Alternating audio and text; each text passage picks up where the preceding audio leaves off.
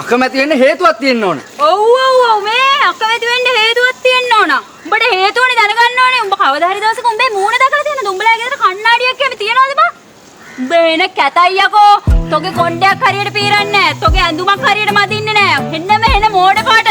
තෝගේ කට බලපන් කට දැක්කම තේරෙනවා සිගරට් බොන මහා කාල කණ්ණියෙක් කියලා. දැක්කම මූණ දෙක වෙන්න දෙන්නවයි හිතන්නේ. පොඩ හිතන්.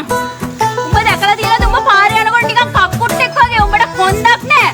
උඹ ළඟින් යද්දි ගන්ධම ගඳයි. තොට නහයන්නේ නැද්ද? තව දැනගන්න ඕනේ තොට.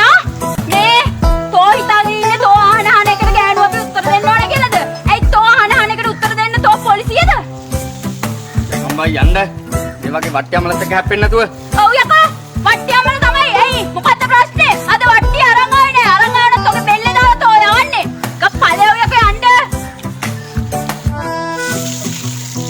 තෝනදකි යන්න.